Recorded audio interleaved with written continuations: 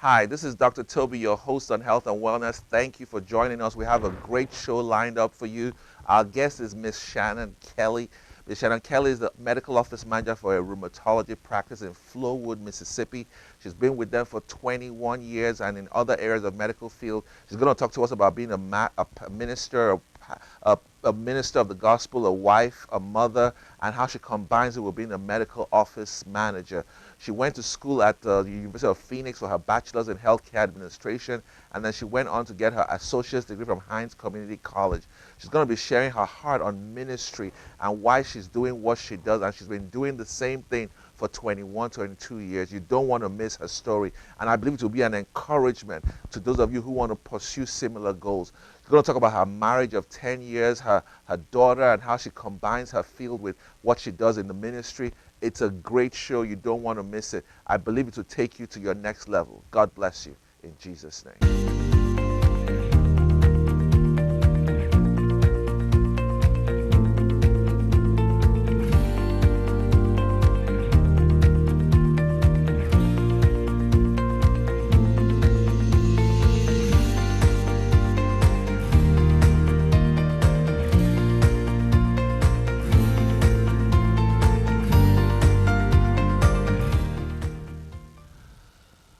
Hi, this is Dr. Toby, your host on health and wellness. Thank you for joining us. We've been sharing the platform with Miss Shannon Kelly. She's a minister, she's a wife, she's a medical office manager, she's a mother, and she's going to share what her life has been like in the last 21 years as an medical office manager and how she's been able to combine all the different roles she's kept. She's got her bachelor's in healthcare administration from the University of Phoenix, her associate degree from Hines Community College, and currently she's working as a medical office manager in a practice in Flowood, Mississippi. And she's been doing this for quite a couple of years, and I just wanted her to come on the show to educate, enlighten, and encourage those of you watching to pursue a career in medical office manager if that's what God has for you. You're welcome on the show, Miss Shannon. Thank So you. last time we stopped by talking about background checks. What role does that play when you hire somebody? Is that a big part of your vetting of the curriculum vitae, or do you just trust what they tell you? We pretty much trust what they tell us. Okay. Background checks are, I have nothing against them. There's nothing wrong with the background check. As a matter of fact, when I went to Hines, I had to do a background. It was mandatory that if you were taking healthcare classes, that they did a background check. Um, and so a lot of the students, many of the students that were going to school there had to do a background check if you were taking anything healthcare wise. Right.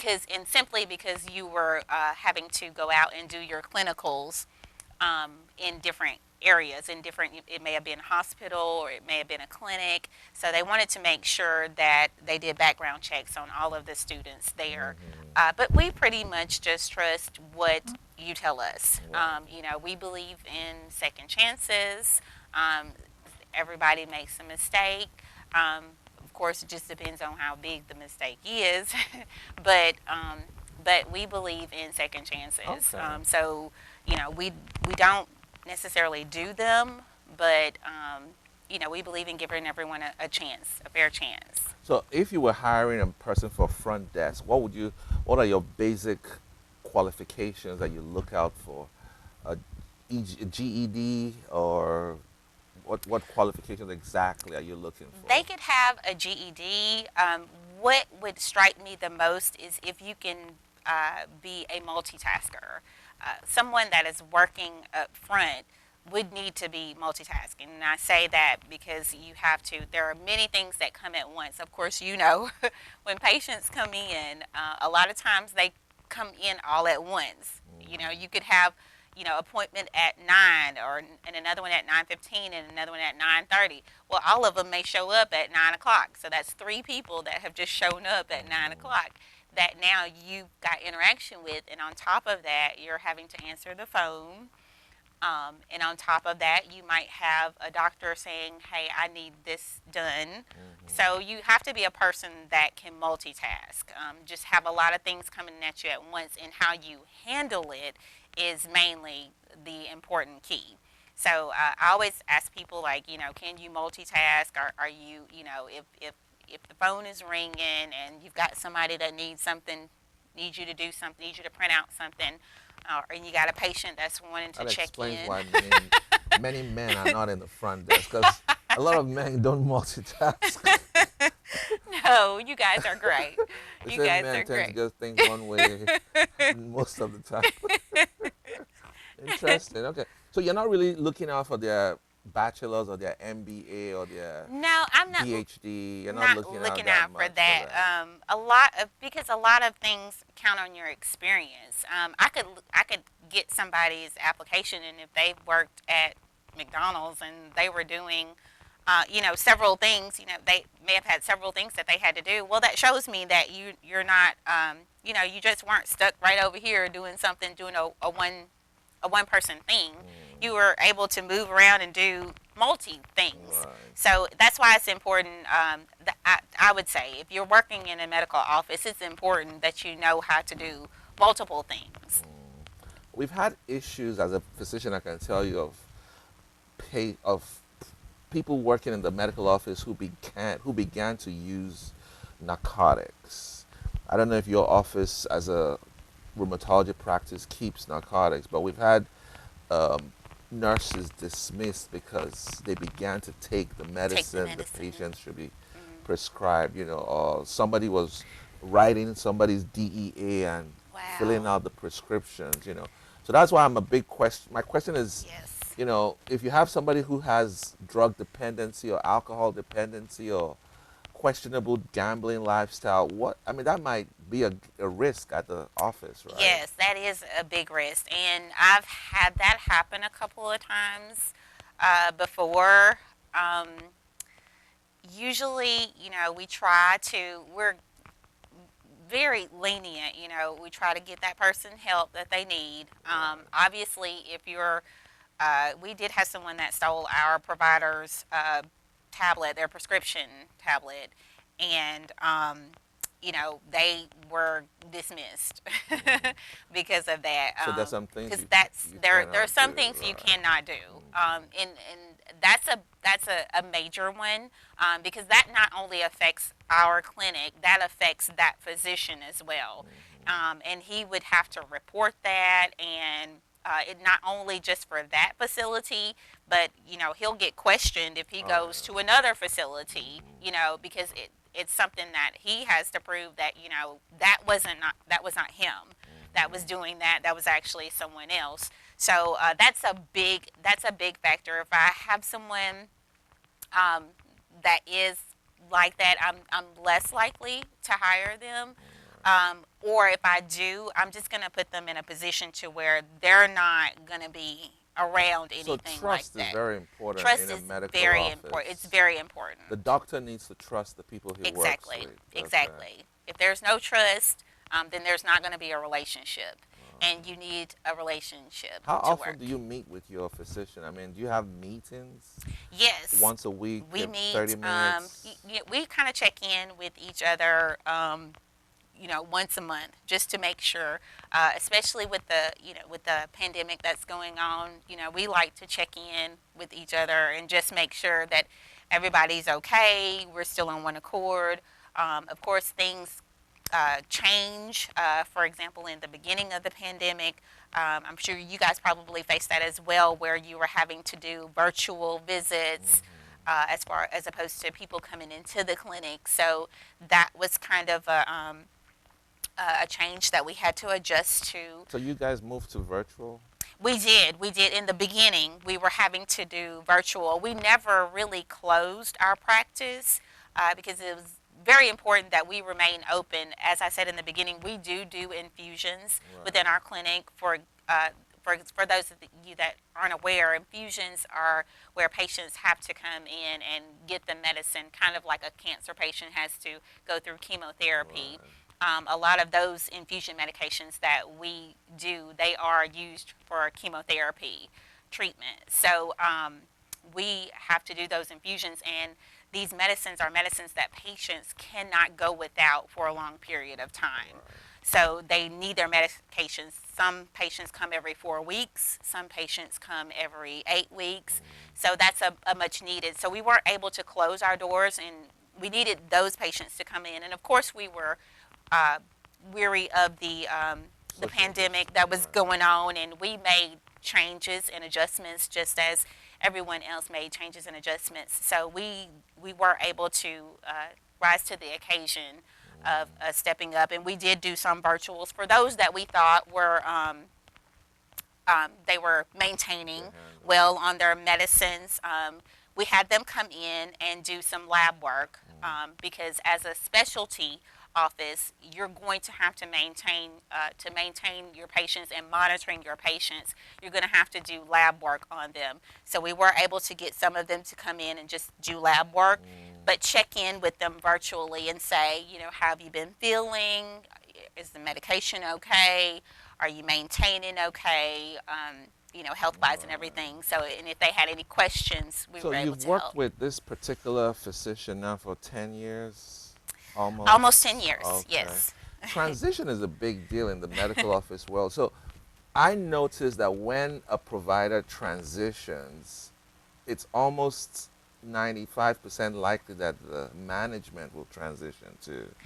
Is that Yes. true, or is that so? Some people are watching and they're like, "Well, I don't want a job where my job security is dependent on the physician.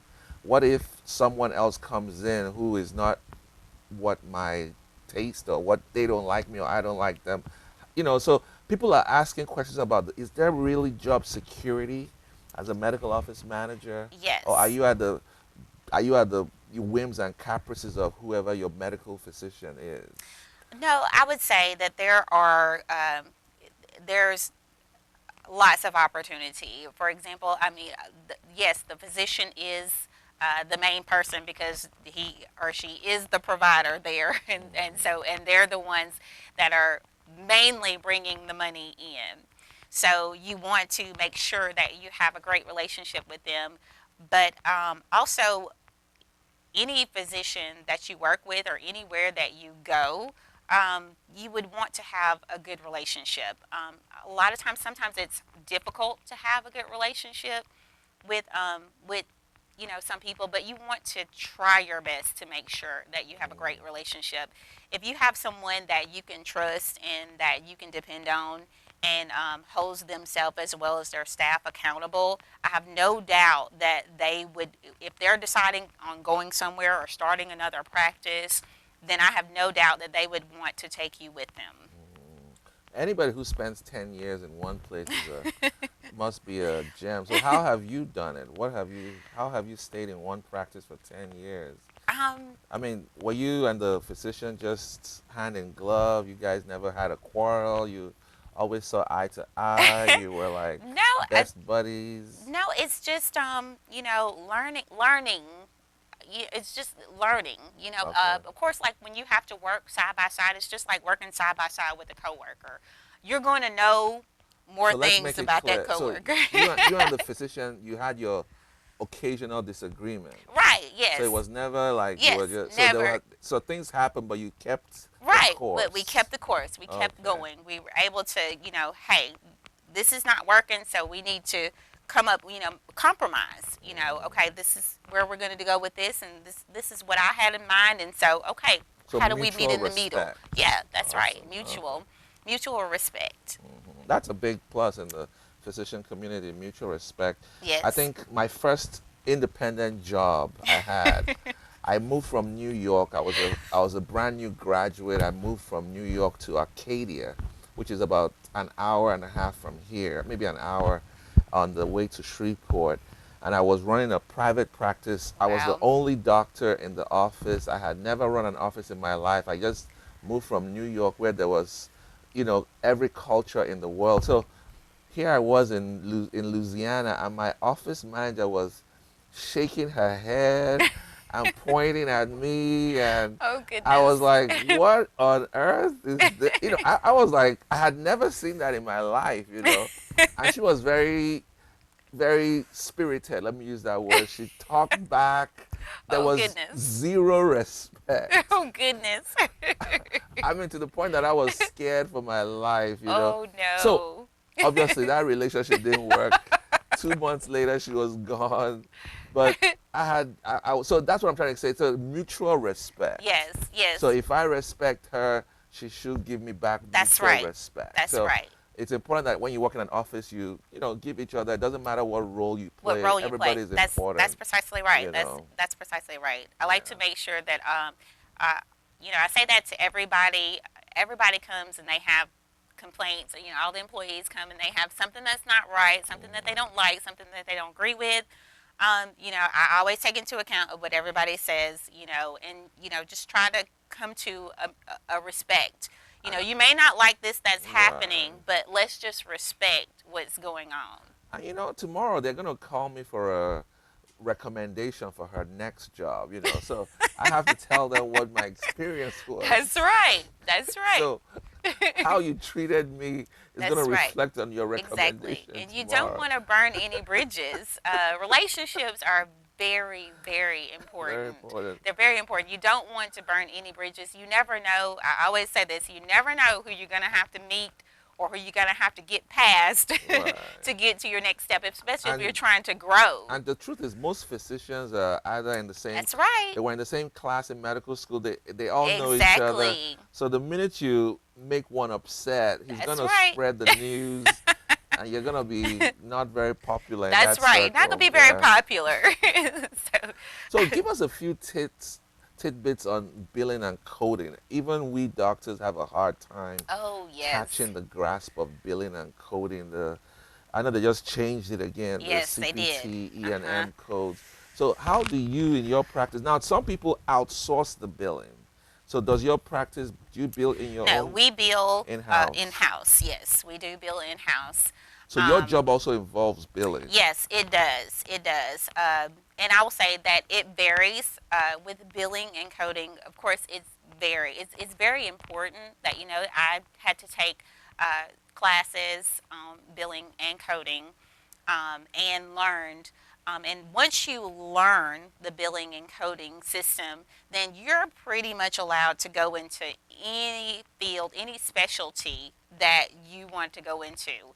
Because most of the time, if it's a specialty office, for example, if it's endocrinology, which deals with diabetes, they're going to be using certain codes. They're going to be using those codes mainly. They're not going to be using codes for gastroenterology when their main focus is endocrinology. So it kind of helps you because you're on one track.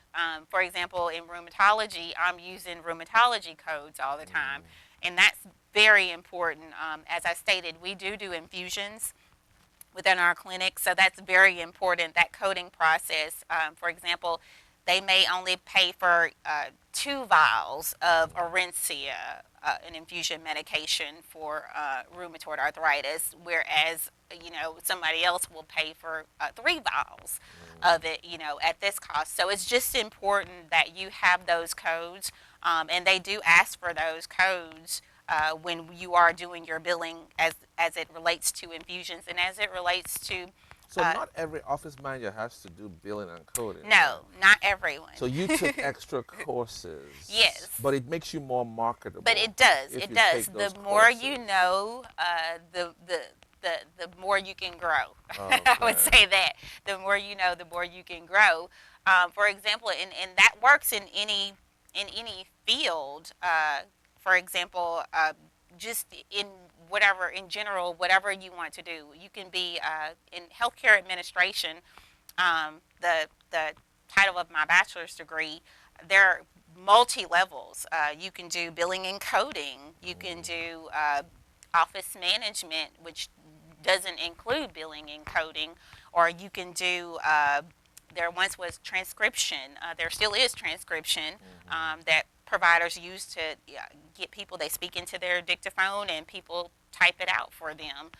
There's so many levels within the healthcare administration part that you can go through that you don't have to just be a standstill person. It's just like an employee that's working in a facility. If you only know how to do one thing, well, that person's not going to come to you if all you do is, you just do this one thing. So the billing and coding is easier now. You have EHRs. Is it Yes, it's a easier? little bit easier. Okay. You still have to make sure that you're not trying to commit any kind of healthcare fraud. So insurance companies are up in their game and making sure that facilities are only uh, billing for what they do. For Mm, example, I'm in rheumatology. I can't bill for endocrinology, or mm, I'm in rheumatology. I can't bill for gastroenterology. Those mm. codes. I mean, a patient may have diabetes when they come to me, but I can't bill for that because that's not why they're coming to me.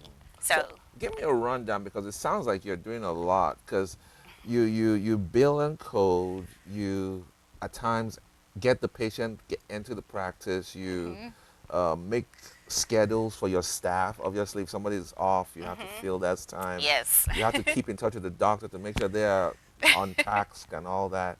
So how do you just run through your 8 to 5 day? I presume it's 8 to 5, right? Yes, Okay. sometimes a little longer. Well, I work um, 10-hour days. I know sometimes people are wonder about the schedule, and it just depends on the facility that you work for. Most of the time, it'll be 8 to 5 because everybody mostly works Monday through Friday. I work 10-hour days, which means I do Monday through Thursday, 10 hours every day, Monday through Thursday, and have my Fridays off. So that's the reason why we're able to have those Fridays off. But it starts off, um, seeing where everybody is. If everybody's going to be there, I may get a phone call saying, "Hey, look, my son woke up. He has a fever. One of the nurses, I'm not going to be able to be there. I got to figure out what's going on." So that's an interjection. I have to intercede and be like, let the nurses know, like, hey, we may be one nurse short. If it's a really busy schedule that I'm looking at, I may have to pull somebody else. If I can't pull another person to help with triaging and things, I may have to get out there myself. Mm-hmm. May have to handle that myself. Just making sure that all of our doctors are. I get these yearly forms about insurance, making sure our doctors are privileged under this insurance. They're certified to, for me to bill under this insurance. Just making sure everything is still intact.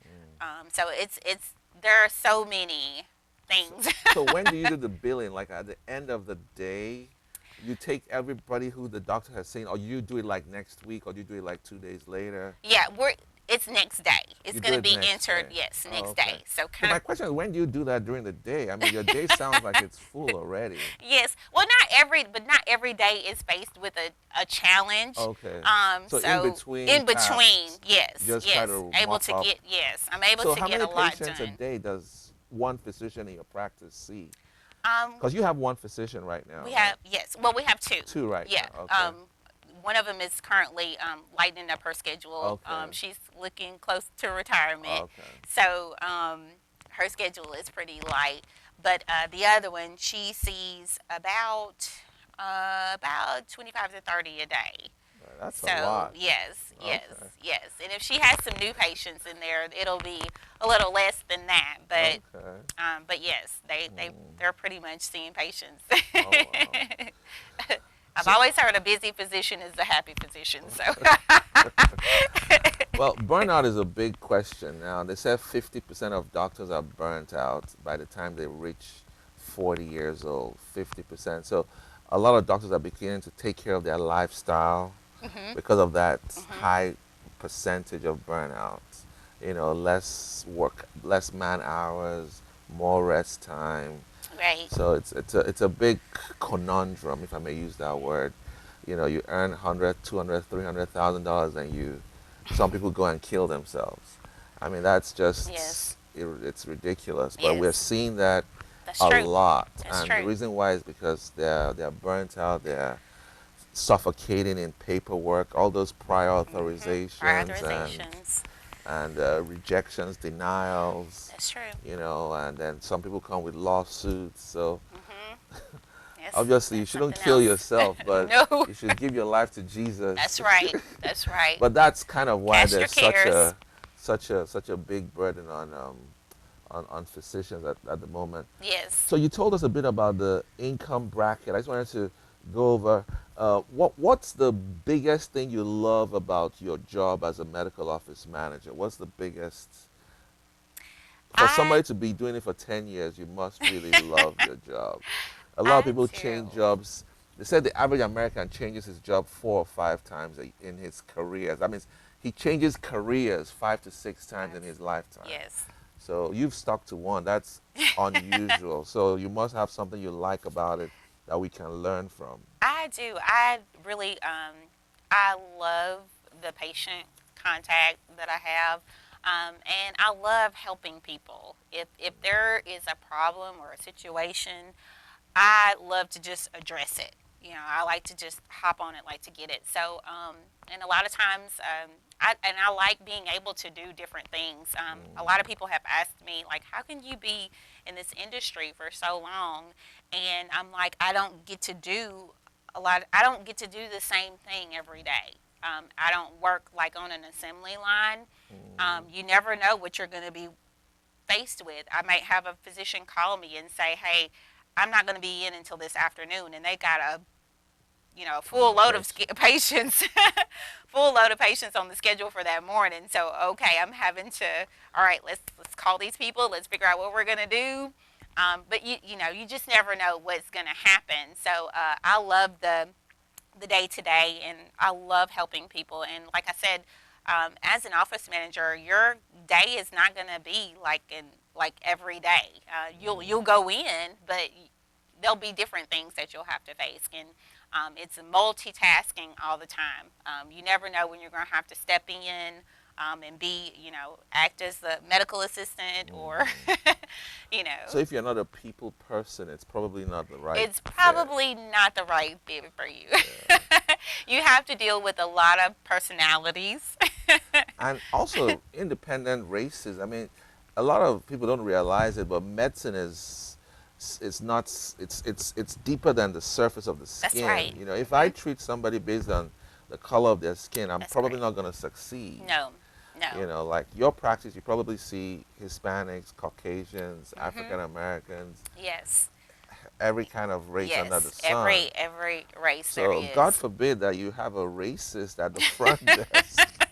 You know what I mean? He's not going to last long. Right, that's true. That's You know true. what I And you mean? do have patients that come in that whatever is going on in the world, if they don't like what's going on, for example, I've heard so many comments of, the politicians and everything when it comes on. So whatever is going on in the world, sometimes that spills over. So, But, I just try to turn it around and say, well, today we're going to do this for you today, or right. you're here today for, to see such and such. So let's get that done. Are you having any problems today? Let's focus on you, and let's not focus on what's going on out there in the world today. Wow, thank you so much. We're going to talk about your family next. I mean, after this, when we come back, your mother was a medical assistant before she Mhm. went into personal care attending. Mhm. And so I want to share that story. And I know you have brothers and sisters and what they're doing, and then what you and your husband are doing as a couple, power couple in the church. And I want to also talk about marriage and 10 years, 11 years is a long time in America.